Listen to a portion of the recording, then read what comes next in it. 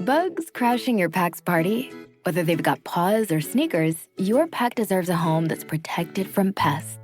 That's where Wondercide comes in. Plant-powered protection made with steam-distilled natural essential oils that actually work. It kills and repels fleas, ticks, mosquitoes, and ants without questionable ingredients or overpowering smells. Safe to use around kids and pets when used as directed. Lab-proven to work fast. And proudly made in the USA. We offer sprays for pets, people, homes, and yards. Plus, spot-on treatments, collars, and even shampoos. Whatever your pack needs, we've got it covered. Founded by a pet parent looking for a better way to protect her dog Luna, Wondercide's now protected over 21 million lives and counting. You might have even seen us on Shark Tank. Go to Wondercide.com and use code WONDER20 for 20% off your first order. That's WONDER20 at Wondercide.com. Wondercide. Protect your pack with plant-powered Wondercide today. Do you love movies? So do I. What's up, y'all? It's KB, and I love movies. Inviting you to listen to The Conversation, a film podcast where passion meets perspective and opinion. From the old school to the new, I invite a guest on to discuss the movies that thrill us, challenge us, break our hearts, or even blow our minds.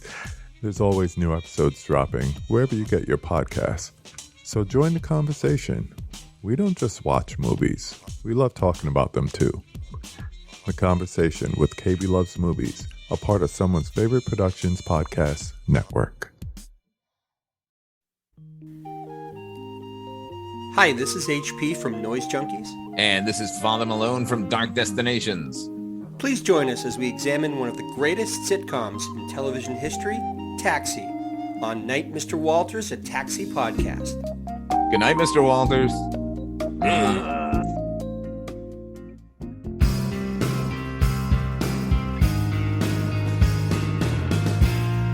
Weirding Way Media. Now check this one if you will.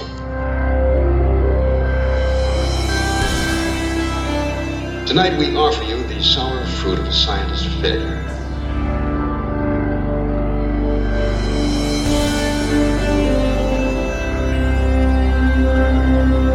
For there are apparently some things that can't be accomplished.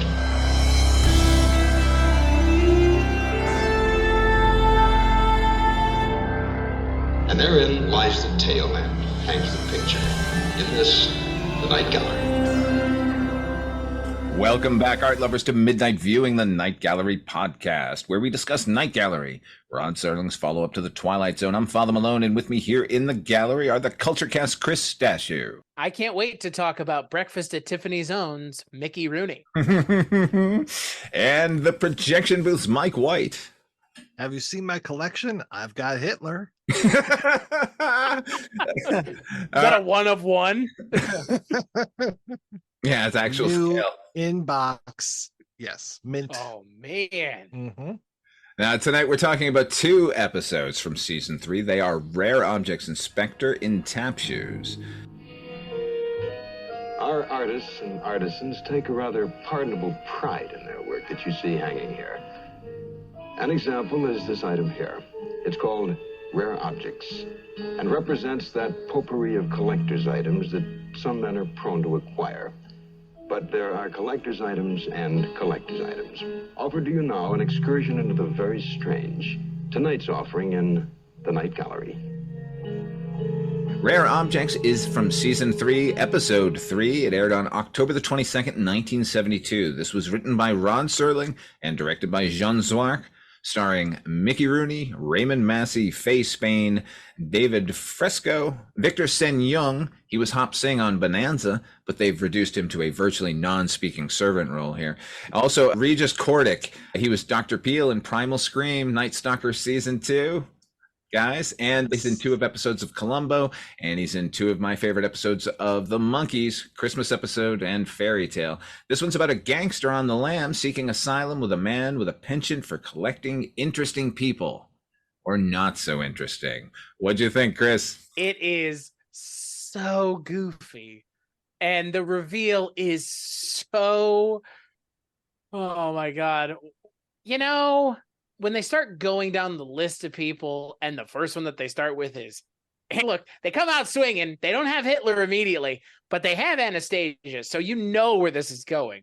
And then it's Judge Crater and stuff. Like, this story is a blackout sketch, once again, played for a 30-minute episode. And it could have been, this is almost in a lot of ways essentially a different version of, what was the one with not Kevin Spacey, Bobby Darin, and the old man from Willy Wonka? Oh boy, yeah. Jack Albertson. Is that not this? But just, here's another iteration. Instead of him being turned into dog food, he's just kept in a cage somewhere.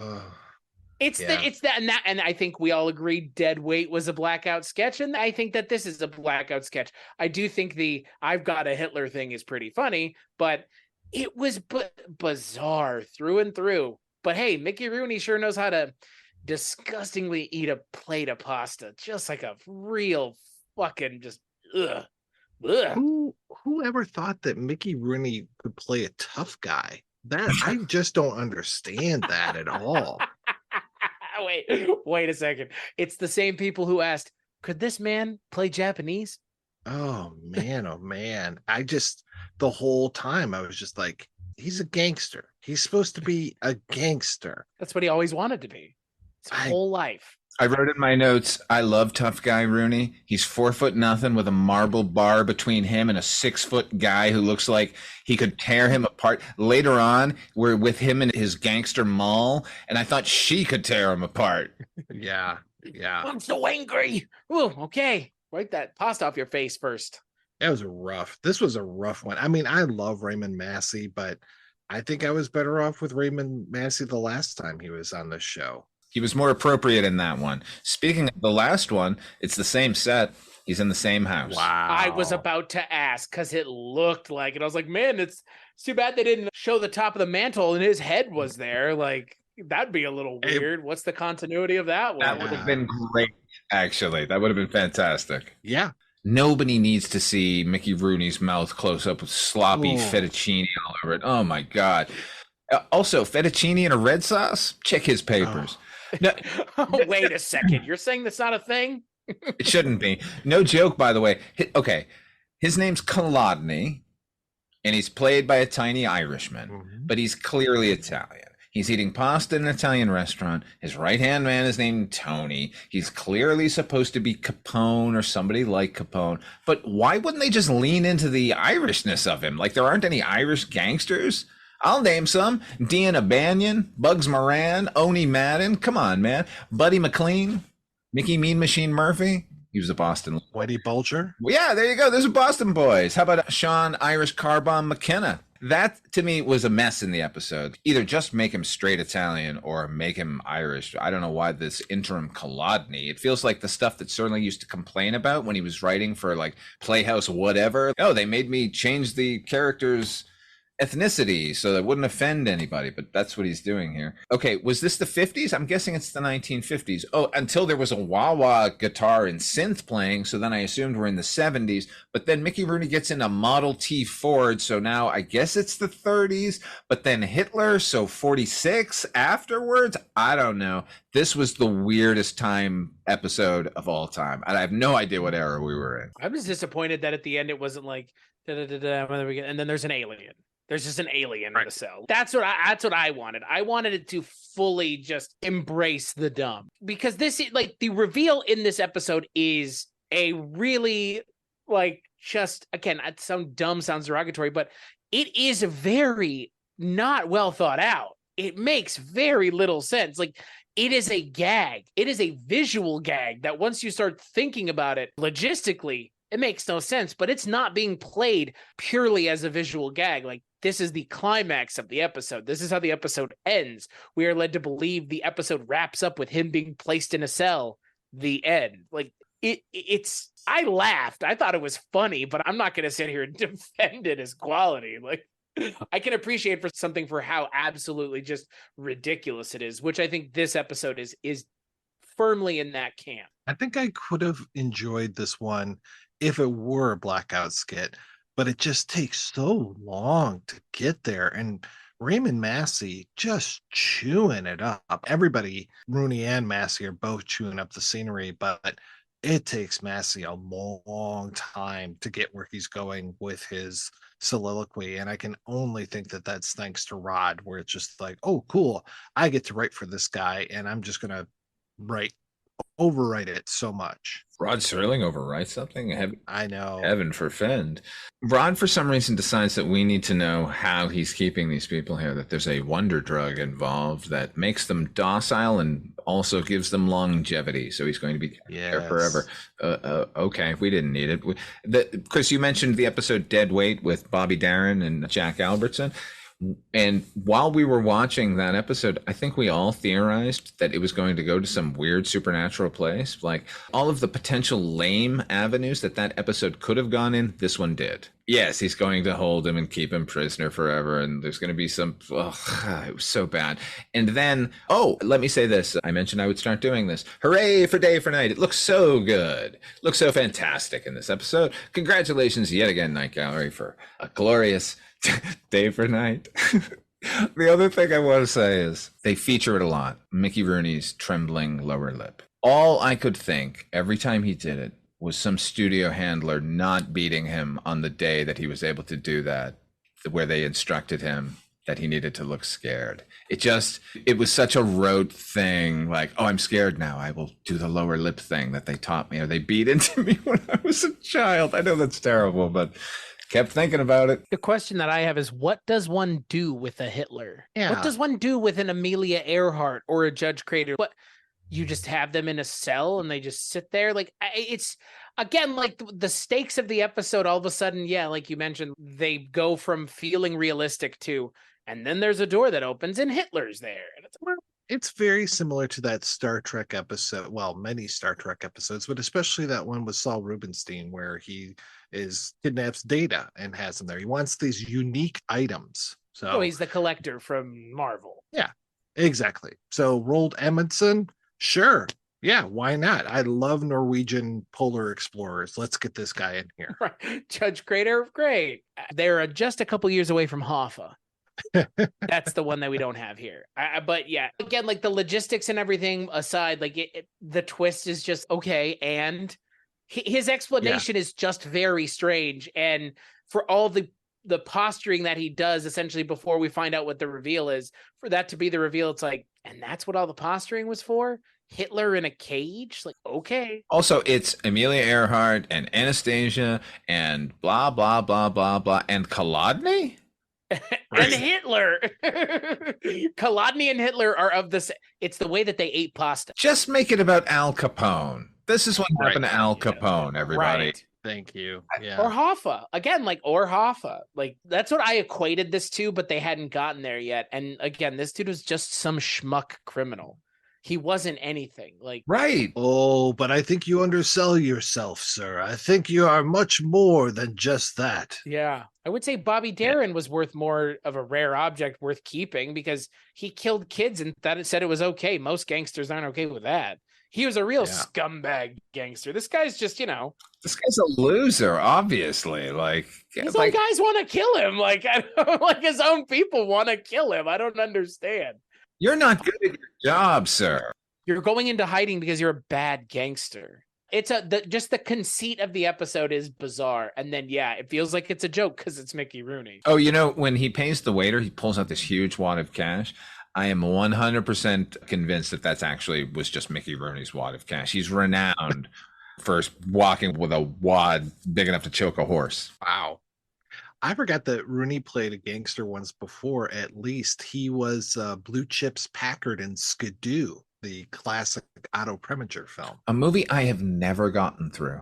Oh, boy, yeah, it's tough. And I think he does acid with Jackie Gleason in jail.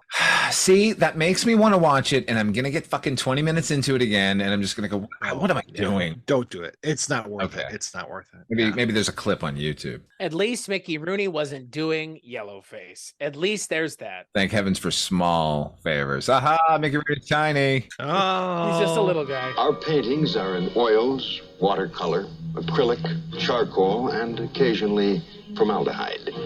Case in point, this painting here.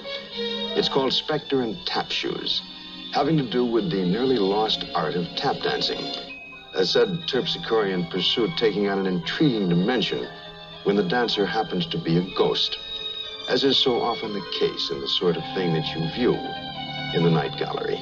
Spectre in Tap Shows. This is season 3, episode 4. It aired on October the 9th, 1972. Happy Halloween, everybody. Written by Gene Kearney. Remember him? This is from a story by Jack Laird and directed by Jean Zwark. My God, it does roll off the tongue. This one stars Sandra Dee, her second appearance, Dane Clark, Christopher Connolly, and Russell Thorson. Sandra Dee's sister, a tap dance instructor, has committed suicide. But is she really gone? What'd you think, Mike? This is another one where I'm kind of hoping you guys can explain this one to me, because I was just having a real hard time. She went off on a trip, came home, and her sister had hung herself, but she could still hear her tapping as she was going up the stairs. And then she found that she was dead and had been dead for some time. And then no one believes her, but that she keeps hearing these things, and her sister's possessions keep showing up where they should not be able to be suddenly available to her. And a real estate guy shows up and says, listen, you're going crazy in here. Why don't you sell me this place? And she says no. And she continues to go nuts. Neighborhood kid shows up, says, where's your sister? Well, are you going to start dancing again or something? And then he leaves. And she goes further and further insane. Her psychiatrist thinks that she's actually developing a split personality of some sort, that she's taking on all of her sister's traits, and that it seems that that's the way it's going. The sister's ghost is now speaking to her, urging her to follow her on her path to suicide. And it turns out all of the sounds in the house were all recordings from the real estate guy in an effort to drive her insane in an ultimate Scooby-Doo-like ending. And it doesn't work. But then... Thank you for adding that part. But then she wouldn't have known where certain objects were hidden in order to save herself. So maybe the ghost of the sister is here. What's that music upstairs? That makes sense now? Thank you. So clear now. That's perfect. I didn't have the same issues you did following it, Mike. I had a different issue. What, like this... Why have this goddamn idiotic ending? It's like, that's all I could think was Scooby-Doo, like the Scooby-Doo ending. But then they did the other thing that they always do with these things, where it's like, it was a real thing, but it was also a supernatural thing. And it's like, oh, fuck you. Like, that's my response. It's like, you're doing both. And it's such a shame because you don't feel comfortable with just one or the other. So you have to make sure you do both, because you don't trust your audience enough, is what it feels like, for it to have just been supernatural. What's the problem with it being supernatural? It's Night Gallery. Ghosts are okay on Night Gallery. Last time I checked. We're pulling the rug out from under you. Oh. It's the twist. Yeah, that was some Alfred Hitchcock Presents bullshit. That's not Night Gallery. We don't need that here. We don't want that here. We want a ghost. In the final scene, when Sandra Dee has her sister's tuxedo on, she's approaching the noose. We get a shot of a silhouette standing in front of the window, and there's darkness behind that. I actually felt dread during that moment while I was watching it. This is an episode I had not seen previous, I should point out. It's hard to make me feel dread during the course of a 2-hour movie, never mind a 25-minute episode of a television series sandwiched in between commercials. So to have this, and it was just an old man at the end, is so insulting, because now I have to instead think about Dane Clark going through her house dressed all in black, like hiding audio equipment, and then did he hire someone to impersonate her sister's voice? What's that loose end? And then was he like hiding in the house the whole time and like sneaking the objects into sight? Like, none of it makes sense, which is a drag, because I felt the horrible sensation of needing to know who that shadowed figure was and simultaneously wanting to know nothing less. I don't want to be like an Academy member who just throws an award every time they feel an emotion, but God damn it, this achieved what the show was supposed to do. Plus, Sandra Dee's performance is so fucking solid. She's eminently watchable. She avoids all of the bundle of tics that most actors fall into when someone is going insane. I believed everything she was going through, and it was subtle, and it got worse and worse, and it was a transformation from herself to her sister over the course of the episode. If they had given us a lame ending with a ghost, it would have been more satisfying than it was all in your head and it was some fucking culprit. Good God. And then Sandra Dee just murders him too. That was the good part of the episode. Yeah, it's wild though, because very rarely on this show have we had our hero just straight out murdering someone to bring the plot to conclusion. Like normally there's some sort of Twilight Zone-ian outside interference. She just pulls out a gun and shoots him point blank. It's like surprising. It's more like Tales from the Crypt more than anything else. Like it's tonally, it's kind of strange for Night Gallery. The house she was living in, that's the corner house on Colonial Street, technically New England Street on the Universal backlot.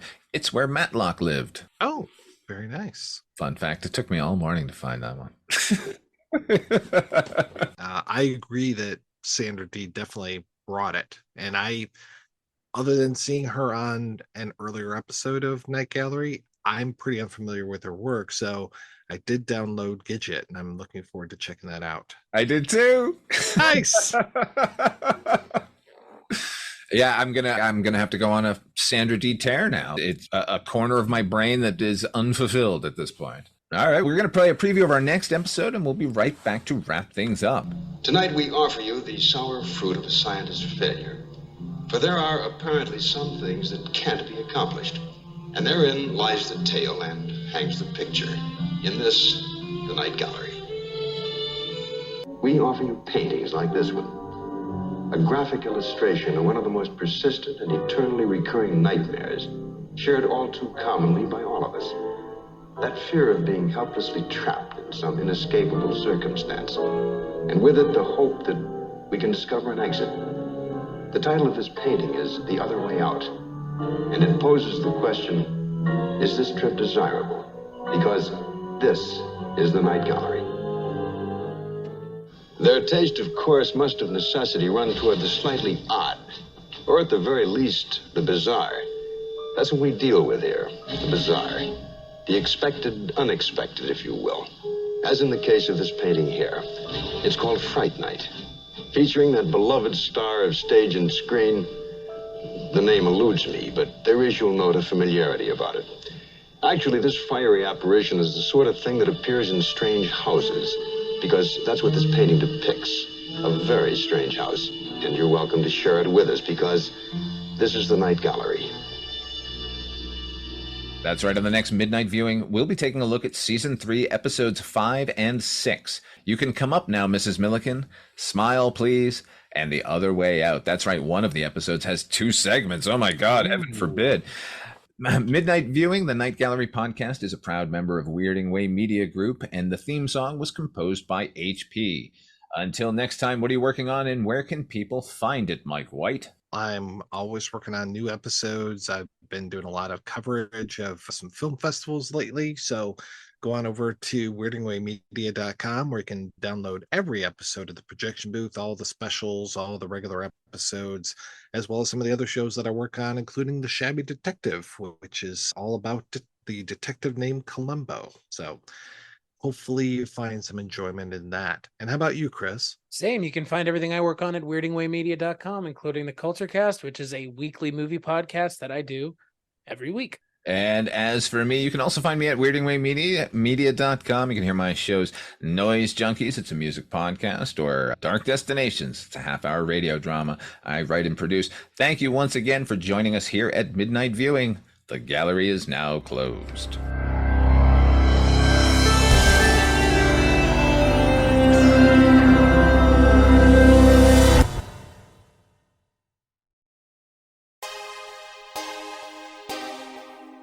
The audio commentary. It's a dying art form, but here at One Track Mind, I, your wonky yet affable host Ryan Luis Rodriguez, analyze film through the prism of these embryonic forms of podcasting, one audio commentary at a time. Masterpieces, crapster pieces, live action, animation, cult classics, films literally no one has ever heard of. No track is too small, and no track is too big. Join me and my guests from the entertainment world as we keep these features alive every other Tuesday. Hey, who else is going to discuss Bill and Ted's Bogus Journey one week and Citizen Kane the next? Us, that's who. Sure, you have to put up with my voice, but there's a certain give and take in this industry. That's One Track Mind, part of the Someone's Favorite Productions family, and available wherever you get your podcasts.